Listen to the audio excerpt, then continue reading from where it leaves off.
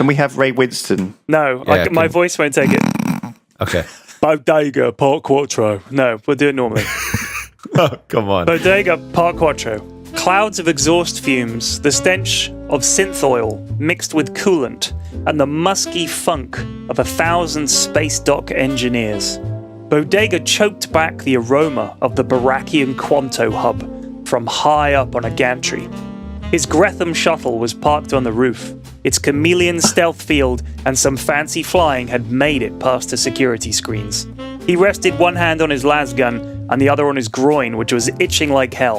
Damn Spalupian crotch crabs. 100 meters below. Not the Spalupians. Oh, they're the worst. The busy spaceport on the surface of Cuatro 4 looked safe enough. Bodega had been scanning the crowds for an hour now, making sure there wasn't an ambush. That business with the smugglers had drawn some weird heat. Fedpol had been all over him like a case of crotch crabs. He wondered just how high up the remote-controlled vehicle smuggling ring went, but that wasn't his business. What was his business was the stench coming from the toilets on his ship. In orbit, cloaked naturally, its legendary ship, the Disco Volante, waited and, frankly, it reeked. He was pretty sure whatever was causing the noxious stank might even be leaking into space. However badly it ponged, it was still his ship, and at the push of a button on his wrist comp, it would decloak and rocket down to Bodega's position. At the push of another button, the ship would self-destruct, taking anything within 100 clicks with it. Bodega had to make sure he pushed the right button. He didn't know why he'd put the two buttons next to each other, but these things happen. What are you going to do? Were they like a different color or anything? With the spaceport surveillance complete, Okay. Bodega gave his crotch one more good scratch before he jetpacked down to the main floor. Since he wore no cape, the jetpack worked properly. If he'd been wearing a cape, Scrum knows what would have happened. Once down, he collared a Fedorian engineer and demanded a landing berth for his ship. He called the Disco Volante down from orbit by focusing hard and pressing the correct button. The Fedorians were a squat, ugly collection of what Bodega referred to as nerds. They knew everything there was to know about the inner workings of spaceships and computers and nerd shit like that.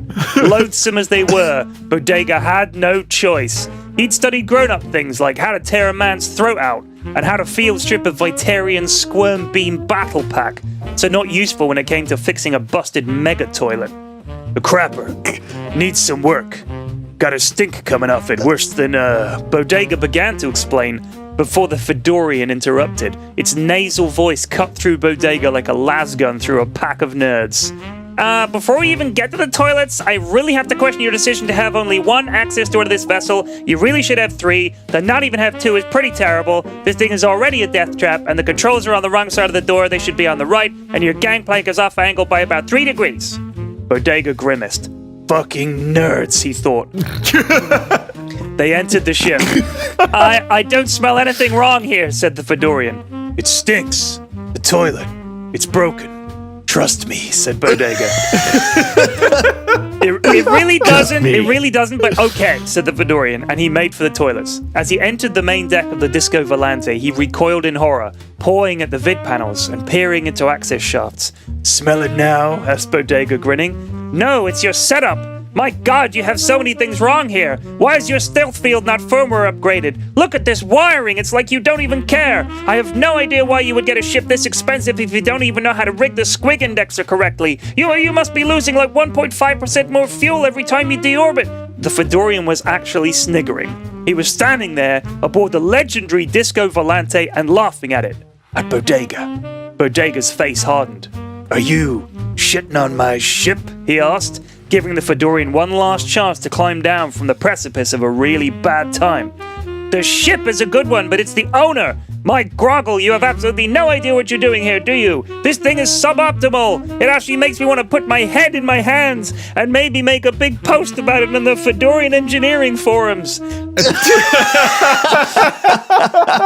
The engineer prattled on, not noticing Bodega unholstering his famous lasgun and aiming it squarely at the Fedorian's head. Pard, you just cost your planet a spaceport, said Bodega. As the Disco Volante sped into orbit, the Gretham following on autopilot behind, the explosions from the Barakian Cuatro hub could be seen for miles around. Lasgun scorching, torpedo blasts, and even some dents from a fist would be found by investigators in the weeks to come.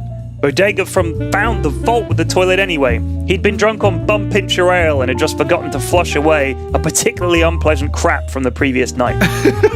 As his ship entered orbit, he flushed. The ship ejected the toxic poop, which tumbled back down to the planet's surface with a hearty plop. A final reminder for the people of this world, don't fuck with Bodega. Oh my god. Oh my god. Okay. I like the crap at the end. I think. Wow. Man, that was a good one. Okay.